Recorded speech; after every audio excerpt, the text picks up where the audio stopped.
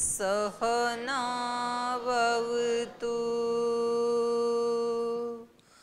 सहनौ भुनक्तु सह वीर्यं करवावहै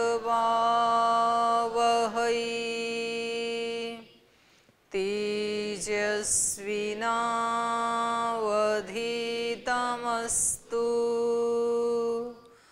मा विद्विषावहै। ॐ शान्ति शान्ति शान्तिः।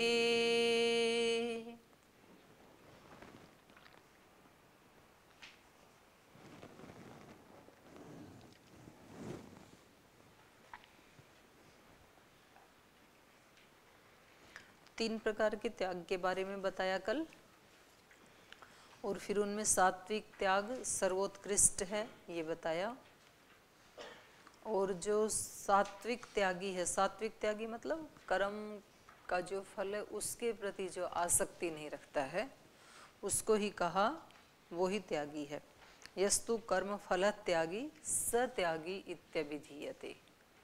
तो वास्तव में त्यागी वही है। तो ऐसा जो त्यागी होता है उसी को सन्यासी कहा यहाँ पे। सन्यासी मतलब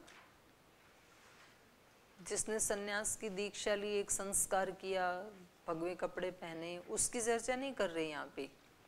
जो कर्म फल की आसक्ति से मुक्त हो गया, उसका जिसने त्याग कर दिया, फिर वो ये नहीं बोलेगा जी अब सन्यासी बन ही गई तो बन गए, अब क्या संसार की चीजों में मन लगाना। नहीं, वो उसके लिए है ही नहीं कुछ भी। फिर तो कर्म के फल की आसक्ति को भी जिसने छोड़ दिया है वो सन्यासी। उसको फिर यहाँ से जाने के बाद कोई कर्म का फल नहीं मिलेगा, क्योंकि वो कर्म करते हुए भी न करने जैसी स्थिति में रहता है। वो कर्म न पुण्य करता है ना पाप करता है, बल्कि सहज रूप से कर्म हो रहे हैं, पर उसका कोई वो बनेगा नहीं कर्माशय, क्योंकि उसको ना तो फल की कोई आशा है ना तो फल की आसक्ति है। ऐसे कर्म करता है वो। तो इसलिए बाकी के जो लोग हैं उनको तीन प्रकार के फल मिलेंगे, इष्ट अनिष्ट मिश्रित। योग दर्शन में भी यही बात कही है चौथे पाद में, है ना। वहाँ पर कृष्ण शुक्ल और मिश्र, शुक्ला शुक्ल, ऐसे उन शब्दों का प्रयोग कर दिया। यहाँ पर कह दिया इष्ट अनिष्ट और मिश्र, बात वही है बिल्कुल। और वहाँ पर भी यही बताया है कि जो निष्काम भाव से कर्म करता है उसको कुछ नहीं मिले। उसके कर्म जो हैं वो कैसे होते हैं, ना कृष्ण ना शुक्ल, उसके दिव्य कर्म होते हैं। यहाँ पर भी वही बात कही है कि जो त्याग, उसका भी वासना का भी त्याग कर देता है, फल की आसक्ति, वासना मतलब संस्कार, उस संस्कार का भी जिसने त्याग कर दिया तो उसको फिर यहाँ से जाने के बाद कोई फल नहीं मिलेगा, ना पुण्य का ना पाप का, क्योंकि वो पुण्य या पाप करता ही नहीं है। तो उसके कर्म कैसे हो जाएंगे, ईश्वर जैसे हो जाएंगे। ईश्वर भी तो कर्म करता है ना, सृष्टि बनाता है, कितना बड़ा कर्म है। और भी बहुत सारे बनाने के बाद भी इसको संभालना वो भी बहुत बड़ा कर्म है। सबके कर्मों का फल देना ये भी बहुत बड़ा कर्म है। तो कितने सारे कर्म करता है ईश्वर, लेकिन करने के बाद भी ईश्वर को भी फल मिलता है क्या उन कर्मों का? तो क्यों नहीं मिलता है? क्योंकि वो करते हुए भी ना किए जैसे रहता है, मतलब कुछ करता नहीं है जैसे। तो मतलब ऐसे सहज में हो जाते हैं कुछ कार्य, हमारे से सहज में हो जाते हैं ना। जैसे आप स्वप्न देखते हैं तो उस समय आप कुछ कर थोड़ी रहे होते हैं, आपके सूक्ष्म शरीर से ये हो जाते हैं, संस्कार मात्र से ही हो जाते हैं वहाँ पे। तो ईश्वर को यहाँ कुछ करना नहीं पड़ता है, वो सहज रूप से बस हो जाती है सृष्टि। तो कोई बहुत पुरुषार्थ ना किए जैसा ही है। तो हमारे बहुत सारे कर्म में कई बार उदाहरण देती ही रहती हूँ ना, बहुत सारे कर्म हमारे ऐसे ही होते हैं, करके भी कैसे होते हैं, ना किए जैसे। आप चल के आते हो तो उसमें आपको ऐसे लगता है कि जैसे अभी तो कुछ किया ही नहीं, अभी बैठे हैं तो ऐसे कुछ लगता ही नहीं है कि कुछ कर रहे हैं। लेकिन जो छोटा बच्चा बैठना शुरू करता है 3-4 महीने के बाद, उसको तो उसके लिए तो बड़ा टफ काम है ये, बेचारा लुढ़क जाता है इधर उधर और उसके लिए तो कठिन है। आप फटाफट चल के आ जाते हैं, लगता नहीं कुछ किया। और जिसको चलना नहीं आया अभी 4-6 महीने का बेबी, वो तो खड़ा भी नहीं हो सकता है, थोड़ी देर खड़ा हो तो इधर उधर गिर जाता है। तो कितना टफ काम है उसके लिए। तो ऐसे ही जिसको ये त्याग के बारे में, अनासक्ति के बारे में, दिव्यता के बारे में परिचय हो गया, तो उसके लिए फिर ये कर्म कुछ भी नहीं है। क्या करेंगे हम, हमारे कर्म क्या है, तिनके जैसे भी नहीं है। हमारे सारे दिन के खूब सारा पुरुषार्थ जो करते हैं ना, वो सारा ईश्वर के कर्मों की दृष्टि से देखेंगे तो कितना है, चींटी जितना काम भी नहीं है जिसके आप बोझ मर रहे हो। इतना काम किया हमने, इतना याद किया जी, इतने पेपर हैं जी, इतने टेंशन है जी, क्यों बोझे मर रहे हो इतने। आपका ये काम ईश्वर के कर्मों की दृष्टि से देखेंगे तो छोटी वाली चींटी जितना भी नहीं है। चींटी 3-4 प्रकार की होती हैं, एक बड़ी वाली, एक मीडियम वाली, एक उससे भी छोटी वाली, एक उससे भी छोटी वाली। मेरे कमरे में रहती हैं, उसको मतलब देखना भी मुश्किल है, वाइट कलर की, इतनी छोटी हैं। अब उसका क्या कर्म होगा, लगी तो है ही, वो भी बेचारी पूरे दिन घूमती रहती इधर उधर तो उसका कर्म क्या है।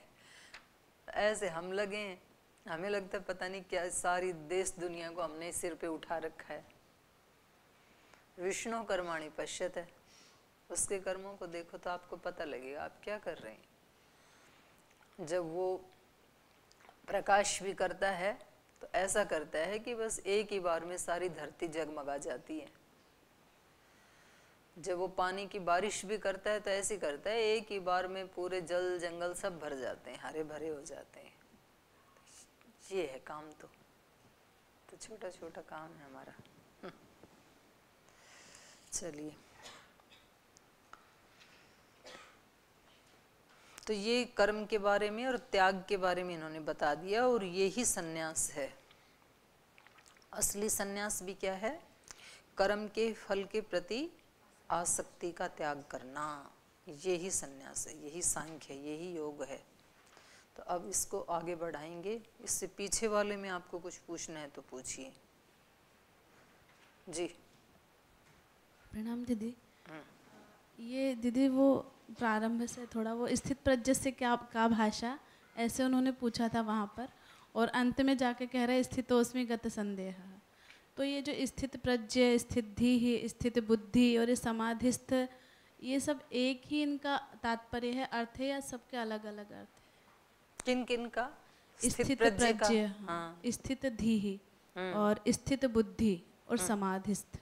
हाँ, एक ही है। तो एक ही दीदी। तो फिर वहाँ पे उन्होंने ऐसे क्यों बोला कि स्थित प्रज्ञ से का भाषा, समाधिस्थ से केशवः, स्थित बुद्धि किम प्रभाषित, किम प्रभाषित, ऐसे। क्या प्रश्न ठीक नहीं बना आपका? एक ही है तो क्यों पूछा ऐसे?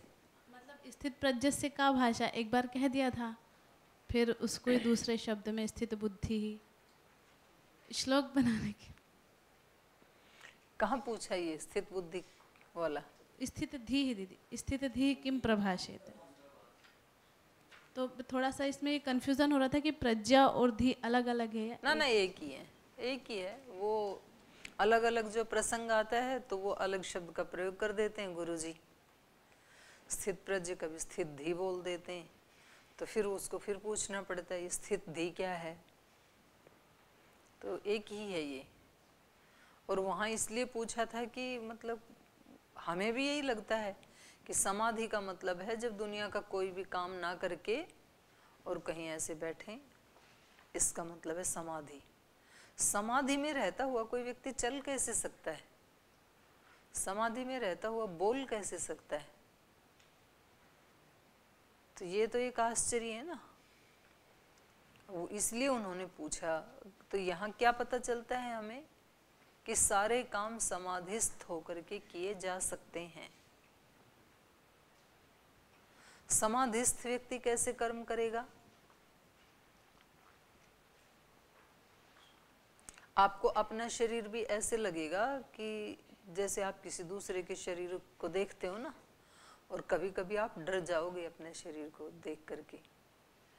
आपको ऐसे लगेगा कि जैसे कोई भूत को देख ले काम करते हुए। आप किसी भूत को देखें चलते फिरते बोलते ऐसे हाथ करते, तो कैसा लगेगा आपको? आपके कमरे में कोई भूत आ जाए और वो ऐसे चले फिरे खाए बोले हंसे, तो आपको कैसा लगेगा उस भूत को देख के?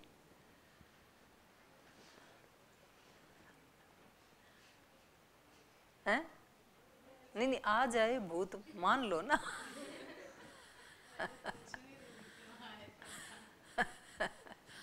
पूछोगे नहीं, डर जाओगे। क्या गया? डर जाओगे। कोई ज्यादा नहीं डरे तो नहीं डरेगा, पूछ लेगा। तो ये भूत ही है आपका, आपके साथ जो रह रहा है ना। तो इसको जब देखोगे आप इससे अलग हटके, तो आपको ऐसे ही लगेगा भूत जैसे ही काम हो रहे हैं ये। तो कभी कभी डर जाओगे आप, तो तुरंत आप फिर इसके साथ मिक्सअप हो जाओगे कि नहीं ये बड़ा खतरनाक काम है, ऐसे दृष्टा भाव में इसको देखना। तो तुरंत फिर शरीर के साथ तादात्म्य करती है बुद्धि और मन। थोड़ी देर भी आप हटेंगे ना, तो आप कभी करके देखना, तो या तो डर लगेगा आपको, तो तुरंत फिर वहाँ आके चिपकना चाहता है मन, बुद्धि नहीं रहना चाहता है उसमें। और या फिर वो नहीं डरेगा तो फिर उसके पार हो जाएगा, फिर आनंद लेगा। ये तो नया प्रयोग बताया दीदी, आज तक किसी ने बताया ही नहीं था यार। हाँ, तो ये आप करके देखना। तो इसलिए उन्होंने पूछा कि वो कैसे चलता है, कैसे बोलता है, कैसे बैठता है, कैसे खाता है, तो कुछ तो विशेषता होनी चाहिए समाधिस्थ और असमाधिस्थ में। तो इसलिए फिर उन्होंने वहाँ बताया। तो उससे दो बातों का पता चलता है कि एक तो उसके कामों में अंतर मिलेगा आपको, और दूसरा ये है कि समाधि का मतलब ये नहीं है कि केवल बैठ करके आंख बंद करके ही समाधि लगती है। हर काम समाधिस्थ होकर के किया जा सकता है। तो एक ही है वो, शब्द अलग नहीं है। एक ही स्थिति को बार बार, कहीं ज्ञानी बताया उसी स्थिति को, कहीं भक्त बताया, कहीं स्थित धी बताया, कहीं स्थित प्रज्ञ बताया, कहीं त्यागी बताया, सन्यासी बताया। अलग अलग शब्दों का प्रयोग किया गीताकार ने, क्योंकि सबकी रुचि अलग अलग होती है। तो किसी किसी को शब्द विशेष ज़्यादा पसंद आते हैं, किसी को कोई एक तरह के शब्द ज़्यादा अच्छे लगते हैं, दूसरे को दूसरी तरह के शब्द अच्छे लगते हैं। हो गया? और तो किसी का प्रश्न नहीं है? आगे चलो, आगे चलो।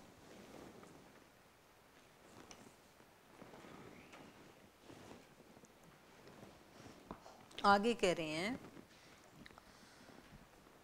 ये सन्यास या कर्म फल के प्रति अनासक्त होना ये कैसे कैसे संभव है? तो कल भी हम ऐसे चर्चा कर रहे थे ना कि कोई भी कर्म हम करते हैं तो उसमें केवल हमारा ही सहयोग नहीं होता ना, बहुत सारी शक्तियों का सहयोग होता है। तो जब कर्म विशुद्ध रूप से मेरा अकेले का है ही नहीं, तो उसके फल को अकेले पाने का कामना करना ये भी एक तरह की बेईमानी है ना।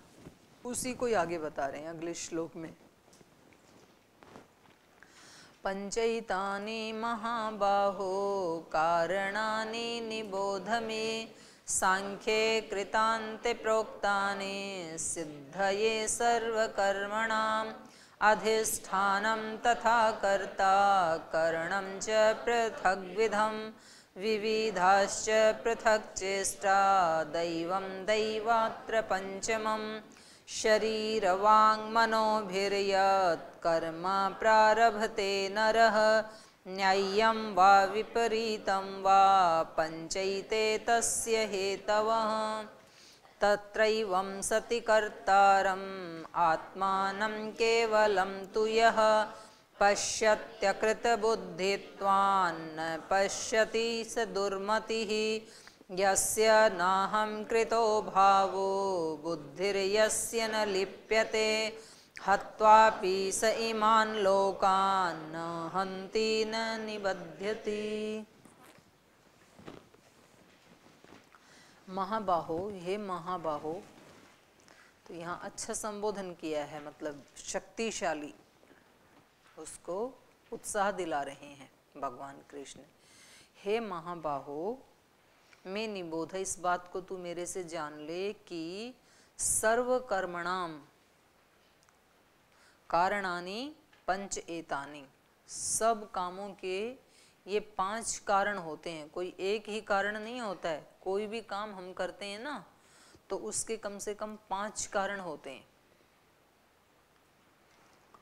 और ये सांख्ये कृतांते सिद्ध ये है प्रोक्तानि, सिद्ध ये किसी भी सिद्धि के लिए, माने किसी भी कार्य की सफलता के लिए, किसी भी कार्य को संपन्न करने के लिए, सिद्ध ये सर्व कर्मणाम, सब कर्मों की सिद्धि के लिए, सब कर्मों की संपन्नता के लिए, सांख्य कृतांते प्रोक्तानि में, मैंने सांख्य योग के समय में कह दिया था इस बात को। पीछे जब मैंने सांख्य का वर्णन किया, ज्ञान का वर्णन किया, तब भी मैंने ये बात बता दी थी कि किसी भी कार्य की सिद्धि के लिए पंच एतानि कारणानि निबोध, 5 कारण होते हैं। तो जब कारण 5 हैं तो फल भी 5 को मिलना चाहिए, एक को क्यों मिले? तो हम 4 को हटा देते हैं, एक को रख लेते हैं। क्या क्या है वो 5 कारण, वो अगले श्लोक में बताया। अधिष्ठानम च कर्ता करणम च पृथक विधम विविधाश्च पृथक चेष्टा दैवम च एव अत्र पंचमम। पहला कारण क्या है? अधिष्ठानम। किसी भी कार्य का पहले क्या होना चाहिए? कोई आश्रय। तो सब कर्मों का आश्रय क्या है? अच्छा, शरीर हो और बाकी और कुछ धरती आकाश कुछ ना हो तो कर लोगे काम? हाँ, तो बहुत सारी चीज है ना, अधिष्ठान चाहिए। तो शरीर के कर्म करेंगे, जब केवल शरीर में करेंगे तो शरीर अधिष्ठान हो जाएगा। शरीर से बाहर खेती आदि करते हैं तो पृथ्वी आदि उसके अधिष्ठान हो जाएंगे, आकाश उसका अधिष्ठान हो जाएगा। तो सबसे पहले किसका सहयोग है? आश्रय का, अधिष्ठान का। अधिष्ठानम तथा कर्ता, और फिर दूसरा नंबर है कर्ता का, करने वाला चाहिए उसको। तीसरा है करणम च, साधन। साधन नहीं है तो कितना भी अच्छा योद्धा क्यों ना हो, वो युद्ध कर पाएगा क्या? अगर उसके पास सेना नहीं है, यदि उसके पास हथियार नहीं है, तो अर्जुन जैसा योद्धा भी युद्ध कर पाएगा? नहीं कर पाएगा। तो साधन, उनका अपना महत्व है, साधनों का भी। साधन के बिना सिद्धि नहीं मिलती है। अधिष्ठानम तथा कर्ता करणम च पृथक विधम, अलग अलग प्रकार के कर्म करने के लिए अलग अलग प्रकार के साधन होते हैं। शारीरिक कर्म करना है तो अलग साधन, मानसिक करना है तो अलग साधन, सामाजिक कार्य करना है अलग साधन, विद्या का करना है तो अलग साधन, आपको यात्रा करनी है तो अलग साधन, भाषण देना है तो अलग साधन। अब माइक ना हो तो मैं पढ़ा सकती हूँ आपको? नहीं पढ़ा सकते हैं। और पढ़ाई तो बहुत जोर से चिल्लाना पड़ेगा फिर। तो अलग अलग कर्म करने के लिए साधन का महत्व है, अधिष्ठान का महत्व है, कर्ता का भी महत्व है। और विविधाश्च पृथक चेष्टा, और भिन्न भिन्न जो चेष्टाएं हैं वो भी इसमें साधन बनती हैं, अनेक प्रकार की भिन्न भिन्न चेष्टाएं। और फिर 5वां कहा दैवम च एव अत्र। दैवम मतलब ये सारी चीजें हों, अधिष्ठान भी है, कर्ता भी है, साधन भी हैं, और वो चेष्टाएं भी कर रहा है, तब भी कई बार देखा जाता है कि फल नहीं मिलता है। ऐसे होता है ना, वो व्यक्ति बोलता भी है, जी मैंने तो अपनी तरफ से सारे यत्न करके देख लिए, नहीं मिला। किसी को कहते हैं आपको धनवान बनना है तो पुरुषार्थ करो, बोल जी खूब करके देख लिया, लेकिन पैसा आता ही नहीं, हाथ में चला जाता है, आने के बाद भी चला जाता है। और कोई कहता है कि मैं तो उसको पत्थर को, ठीकरी को हाथ लगाता हूँ वो पैसा बन जाता है, ऐसे भी होता है। एक विद्यार्थी को कहते हैं कि आप थोड़ी मेहनत करो, तो कहता जी खूब मेहनत कर ली, याद होता ही नहीं है। और दूसरा विद्यार्थी बहुत ज़्यादा मेहनत नहीं करता है, 1-2 घंटे पढ़ाई करता है, उसको फटफट याद हो जाता है, उसके अच्छे मार्क्स आ जाते हैं। तो कई बार ऐसे भी देखा जाता है कि अधिष्ठान भी है, कर्ता भी है, कारण भी है, विविध चेष्टाएं भी हैं, फिर भी काम नहीं होता है। तो उसके पीछे कारण क्या है? दैवम। दैवम मतलब, दैवम के 2 अर्थ हैं यहाँ पे। दैवम मतलब अपना प्रारब्ध, और दैवम का अर्थ है वहां पर ईश्वर। ईश्वर एक कारण है, तो जब तक भगवान नहीं चाहेगा तब तक नहीं मिलेगा। और भगवान कब नहीं चाहेगा? जब आप पात्र नहीं है। तो ऐसे ऐसे बना रखे हैं। दैवम च अत्र पंचमम, 5वां यहाँ पर दैव, ये भी एक कारण बनता है। तो ये 5 कारण हैं किसी भी कार्य को करने में, मुख्य कारण है ये। आगे कह रहे हैं शरीर वांग मनो भी यत कर्म प्रारभते नरः न्याय्यम व विपरीतम व पंच एते तस्य हेतवः। तो ये 5 हेतु बनते हैं, चाहे कोई व्यक्ति शरीर से काम कर रहा है, चाहे वाणी से कर रहा है, चाहे मन से कर रहा है। शरीर वांग मनो भी यत कर्म प्रारभते नरः, जो भी कर्म प्रारंभ करता है कोई मनुष्य शरीर से, मन से, वाणी से, और वो न्याय्यम व विपरीतम व, चाहे वो कार्य अच्छा है, न्याय्य है, चाहे वो विपरीत है, अन्यायपूर्ण कार्य है, कोई पाप कर्म है, तो पुण्य करे या पाप करे, इन दोनों में ये 5 हेतु जरूर होते हैं। ठीक है? हाँ, तो फल किसको मिलना चाहिए फिर? हैं? फल किसको मिलना चाहिए? 5 करते हैं, हैं? तो इनके बिना तो होता तो नहीं है ना, हेतु है ना 5, तो साधन के बिना कैसे सिद्धि मिलेगी?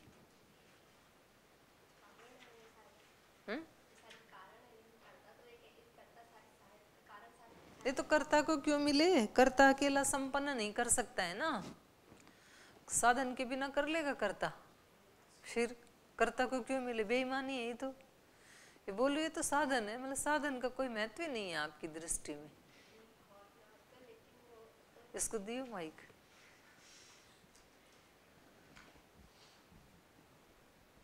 ओम दीदी प्रणाम। ये सारे साधन है, कर्ता तो एक है, तो साधन का कोई महत्व नहीं। नहीं, बहुत बड़ा महत्व है। बिना साधन के साध्य नहीं मिलता है, लेकिन साधन को परिणाम नहीं मिलता है। जैसा मैंने समझा है, मैंने देखा है कि साधन को परिणाम नहीं मिलता, परिणाम तो कर्ता ही भोगता है। और देव को? देव तो कृपा करते हैं, देवों को कहाँ मिलेगा? उसको भी नहीं मिलेगा। अच्छा। तो कृपा करते हैं। और अधिष्ठान आदि को? अधिष्ठान आदि जो है वो भी साधन में ही है। अच्छा, तो ये तो पूरा खुद ही लेगी। हाँ जी, और किसी का क्या कहना है? ये कहती है औरों को कैसे मिलेगा, वो तो साधन है, साधन को थोड़े ना मिलता है, कर्ता को मिलता है। ये किसने कहा? मुझे समझ आया, सिद्धांत नहीं है, मुझे समझ आया ऐसा। आपकी समझ ठीक है या गलत, इसका निर्णय कौन करेगा? ये आप करोगे। चलो शुक्र है, नहीं तो बोल जी मैं करूंगी अपना निर्णय। ये भी होता है। तो व्यक्ति देखो अपने समझ में जो आया वो ठीक है या गलत है, ये ऋषि का जो समझ में आया वो तो ठीक होता है। ऋषि से इतर जो भी हैं उनका ठीक भी हो सकता है, ना ठीक भी हो सकता है। इसलिए कसौटी कौन है? हमारे ऋषि हैं या वेद है। शास्त्र वो ही हो गया, वेद शास्त्री तो है। तो अंतिम प्रमाण कौन है? वेद, ऋषि, वो बताएंगे कि हम ठीक हैं या गलत हैं। तो जब इतने लोगों का सहयोग है, इतने लोगों का मतलब, चलो आप ये कह रही है आप लोगों का ऐसे मत बोलो, लोग तो एक ही है, ये तो साधन है सारे। तो इतने साधनों का, इतने हेतु है ना किसी कार्य को करने में, तो श्रेय भी तो फिर सबको मिलना चाहिए ना, उन सबको श्रेय मिलना चाहिए। तो उसमें मेरे को अकेले को मिले तो ये तो फिर नाइंसाफी है। तो ऐसा सोच करके ही योगी अपने लिए मतलब उसमें आसक्त नहीं होता है, फल की आशा में ना वो आसक्ति नहीं बनाता है। वो कहता है कि इसमें भगवान का सहयोग है, इसमें धरती माता का सहयोग है, इसलिए हमारे यहाँ तो सुबह उठ के पहले प्रणाम ही धरती माता को करते हैं, जिन्होंने हम सबको आश्रय दे रखा है। आप शरीरों को भी अधिष्ठान माने तो शरीरों को भी कौन धारण कर रहा है? धरती माता कर रही है ना सबको। हम सबको धारण कौन कर रहा है? अंततो गत्वा अंततो गत्वा धरती माता।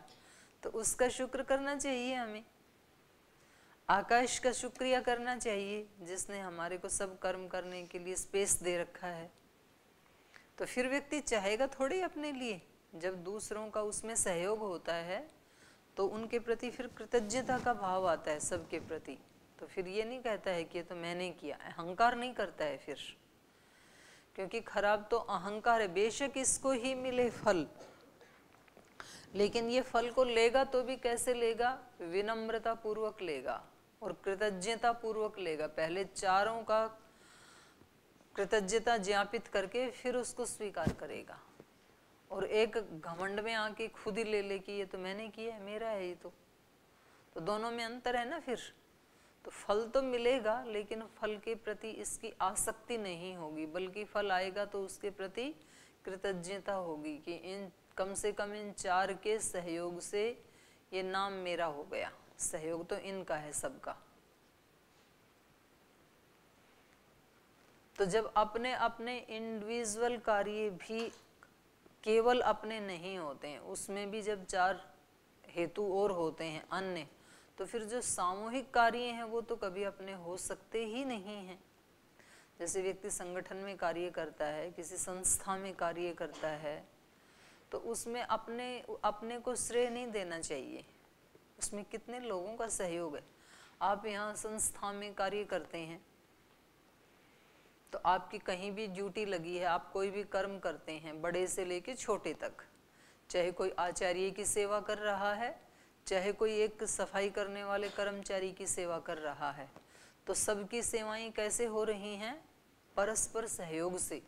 बहुत लोगों का सहयोग है उसमें, और कुछ लोग यहाँ दिखाई दे रहे हैं सहयोग करने वाले, उनका सहयोग है, और कुछ दिखाई नहीं दे रहे हैं उनका भी सहयोग है।